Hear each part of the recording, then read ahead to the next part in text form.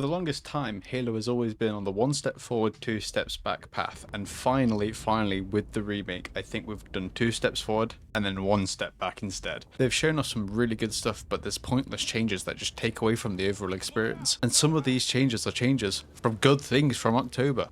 So for the visual and art direction, I think, starting with the Covenant, I think that they look absolutely incredible. The actual texture and look of them, they're vibrant, they're shiny, they look really amazing, exactly like what you would expect from a futuristic religious war faction. It really suits the Covenant. One note about the asset reuse, I really don't think it works very well, especially with the infinite models that they've used. I don't think they look particularly amazing, especially when you compare them to the prequel elites. They look really good, and then you have like the gold elite, and they just don't fit that well with the overall art style, in my opinion. So I think they should remake the original elite design for the average elite. I also really don't like what they've done with the Covenant ship redesigns. With the Truth and Reconciliation, it looks squashed, it looks really terrible. I know that it was, I believe it was kind of inspired from some Bungie concept art. I think there's a reason they didn't go forward with that kind of design. It just doesn't fit, it doesn't look good. And I also don't like what they've done with the spirits. Why have they gone for individual pods that open up? I think it's a pointless change that it's just for the worse. Yeah, moving on to the Forerunner structures. I think overall they've improved on how the actual structures themselves look. They're a bit more dirty, they feel a bit more ancient. I think they could go a bit further with removing some of the shine to it. They've added some of the colors back, and I think overall it is a lot more of a positive direction they've headed in. However, my main issue is to do with the Unreal Engine 5 lighting. When you're inside a Forerunner structure, because of the lights, it's boiling, there's so much sparking and temporal noise, it just does not, like, it almost feels like my eyes are pixelating whilst looking at the footage, and that's because of a lack of denoising that's clearly going on. So I think if they just fixed that Unreal Engine 5 issue, then it would look 10 times better and I wouldn't even be complaining about it. One thing about the lighting, I think the lighting on the plasma weapons, it looks absolutely incredible. Just seeing the light on the weapons and the bullets fly across, oh, it looks absolutely amazing. So that is one thing they've done really well. Moving on to the environments instead of just the factions, the slip space visual is really good looking. Like, I think it looks absolutely amazing. There's been a lot of different interpretations on how slip space looks. I think this is the best one yet, and I really hope they continue with this slip space design. The snowy outside of Assault on the Control Room looks absolutely incredible. I think one thing that Unreal Engine 5 does super well is like environment art. And there's so much attention to detail with the melting the snow and the vehicles. Just it looks really good. Next gen, I would say. Yeah, and moving on to 343 Guilty Spark, we've only got one image so far, and it looks like they've restored the atmosphere for the swamp, and I'm really looking forward to it. It's way better than the remastered. Oh, amazing. The prequel enemies look pretty good in design in the playtest, but in the trailer, they look kind of bad in some areas. I'm going to show the White Hunters as an example. They look good in the snow, but in a Covenant ship, they don't look good. If you ever look at this image, I think the reason that the White Hunters don't look good within a Covenant ship is because of the pure white on the Hunters almost absorbing some of the light and then being discolored to the point where they almost kind of look weird. So if you make it so that the white on the Hunters will reflect that that light by just being a slightly off-white, I think it looks significantly better. I've also adjusted the gold tints to be a bit more orangey, a bit more vibrant. I'll take or leave that point, but I think it looks a lot more clear, at least within the Covenant ships. On about this white kind of color for the prequel faction, I also think it really doesn't look good in the Sangheli like fighting area that we get to see a little bit of. All of it becomes yellow because there's yellow lighting, there's yellow sand, there's the gold. So the white in the background kind of just absorbs the yellow color, and so everything in that room becomes a shade of yellow. And I really think it's hard to look at, it's hard to see what you're looking at. I think one good way to fix this is by replacing that white in that area with purple, as you can see in the image I'm putting on screen now. I think that the purple really goes to make the two, like the central area and the background, be almost separated a bit, so you can actually see, okay, this is what's going on in this area, this is what's going on in this area. I think it just looks a lot better. Onto another good thing about the graphics, the blood effects. I'm so glad they brought back how much blood is in the game. It makes it feel more serious and less cartoony. I'm so glad they've added that. Also, the flood goop, perfect. It really suits the flood really well. Another negative, I don't like what they've done with Johnson and Cortana's faces. They just don't look great. I'm not massive on Johnson's voice actor either. I don't think he's done that good of a job. I'm not saying he's a bad voice actor. I just don't think he got Johnson down very well, both in tonality and the way he says things, and I just don't think it suits that well. But I mean, they obviously need to replace David Scully because he hasn't been kind of in the public eye since 2013 or something. So yeah. Moving on to audio. This is where I have the most mixed opinions, because some is really good, like the plasma pistol sounds perfect for the plasma pistol. The ghost, it sounds absolutely incredible. Probably the best sound effects in this game is the ghost. They've changed the assault rifle from October. They've added in that Halo City remastered effect, which I think was the best that Halo has ever seen, and then this, it sounds really good. But for some reason, they've changed some sound effects, like the energy sword from October. They've just changed it to almost be really crap. Same with the hunter cannon. It sounded really good in October, and then they've changed it. But for why? Why? For what reason have they changed it? I don't know. The plasma rifle doesn't sound quite right. The sniper sounds kind of weak and pathetic, and the magnum does not sound good at all. It's, again, weak and pathetic. It's not a 9mm. It's much higher caliber than that. Why have they changed it? The sound profiles matter. From Halo 1 to 3 and 3 DST and Reach, there was pretty consistent sounds for each weapon. So by keeping the base sound the same, it allows updates to feel distinct and new, but familiar and consistent because of that underlying sound. Also keeping the same visual profile for the weapon helps it go, okay, when you move to like the Halo 2 remake with the sniper rifle, if you keep the same overall general model and then the general sound, it will feel like the same weapon, but you're still allowed to come in, add a few different like effects under or over the original effect, and it will sound new, but you will still go, that's the sniper rifle. So if they don't get it right now, it's going to be incredibly hard to make some changes for the next remakes without it feeling weird.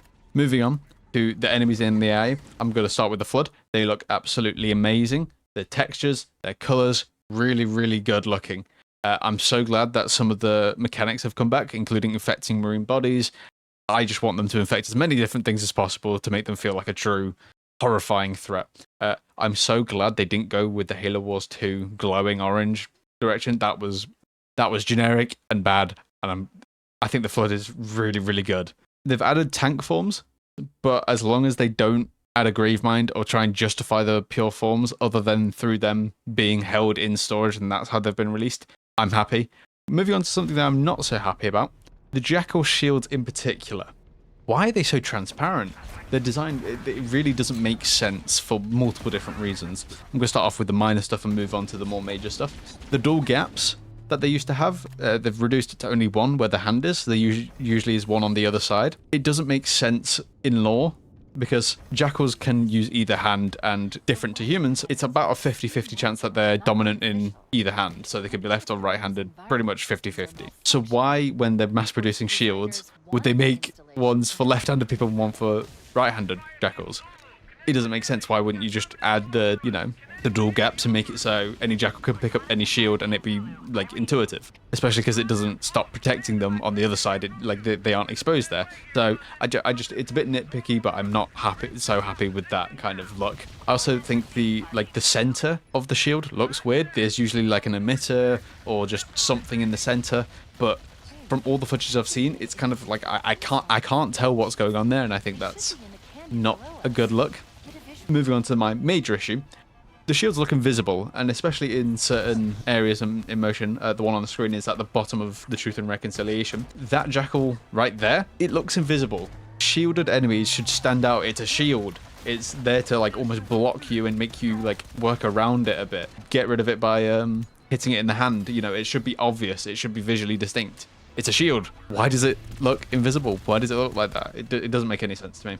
However, the brute design, the brutes from what we've seen look really good. They look exactly like the Halo 2 design, just in the modern day. The hair, oh, really, really good. I'm really happy about how the brutes look. I'm not so happy about the like electricity thing. I think they're a much more interesting enemy just by being, you know, raw strength, whereas the electricity makes them feel like they're being energized by not my thing, but it's a bit of a minor complaint anyways. So the AI for the remake seems to be the same as Reach's in almost every way, which is a bit disappointing because Halo CE has the best AI in my opinion in any game. They have the best combat. There are so many reasons why Halo CE has peak enemy design. I'm hoping that because of the Blam engine base, which is what we've been told, that it's Blam as a base with the Unreal visual aspect, I'm hoping that we can just port over the Halo CE directly. If it's just, you know, the Halo physics plugin that they're using for Unreal Engine,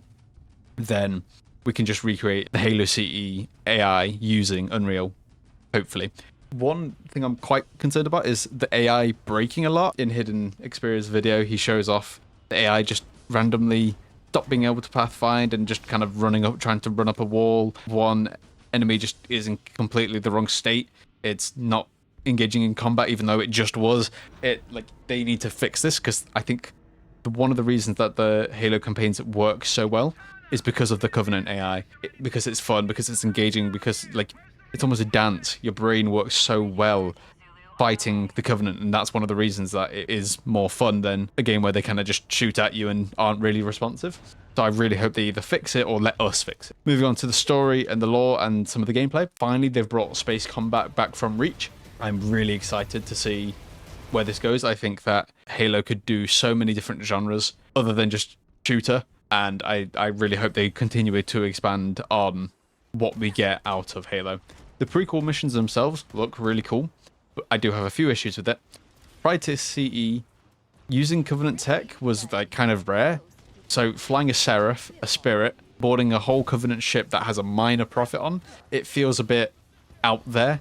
The general lore consensus, from what I understand, is that kind of didn't happen much. So why is it being done so many times in 3 missions? Unless the 3 missions are, you know, very, very, like, they have time gaps. I don't think they are. From the trailer, it says 1 year prior and then shows off all the prequel mission clips. So I'm presuming it's all within a very short amount of time. So it's like, it doesn't feel quite right, at least in my opinion. I'm sure they're going to be fun missions, but I'm just a bit worried about that aspect of it.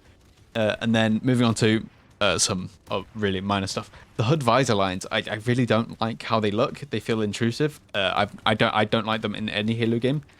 Let me turn them off. Just add a setting, please. Also, I think for the rest of the HUD, they've already let us move some, like, they've already given us some options to move some of the HUD around. Why don't you just let me move things, like, individually to certain parts of the screen, so I can, like, just let me move it if I want to. If not, whatever. Not too big a deal. I'm really happy that we can we've been shown that we can disable the button prompts in the Assault on the Control Room gameplay. You can see that they haven't got the button prompts on every single thing, which I think was really, really intrusive. It just looked kind of bad. We can also disable hit markers, which was my biggest issue with what we were seeing. The fact that it should be way more visual than something that you almost get told. I hate when you get told it. So I'm really happy we can disable that. I think gun icons in the UI themselves are a bit big, so maybe we could hopefully get a setting to make them a bit smaller. Third-person gameplay, I think it's really, really good that Halo is finally kind of starting to embrace that. It's not my preference, but the fact that there's a score for it is a really good step forward. I think they should change it to a setting instead of being a skull. Well, it can be a skull anyways, but I think we should let people choose how they want to play Halo. Obviously, multiplayer and competitive gameplay, this is a different conversation, but within the campaign, when I'm playing with my buddy loves third-person stuff. Just let me play first-person, him play third-person. There's no reason not to. Also, this is the most important thing of the video. Please give me a skin for the original Mark IV armor that people like Jerome wear. It's my favorite. I need it. Thank you. So, overall, I'm really excited for Campaign Evolved. More so than I was before. I kind of was in the mindset of, oh, this is just a easy cash grab that, you know, they're porting in a bunch of used assets and sounds into Unreal Engine, quickly mocking up, you know, the original Halo campaign, which already was like, you know, half of it was unique, and then the second half is almost just you backtracking with a few changes. But now I am more in the mindset of they have clearly put some effort in, so I'm really excited for the game. So yeah, if you have any disagreements, please tell me in the comments what you think, why you think it, and yeah, thank you for watching.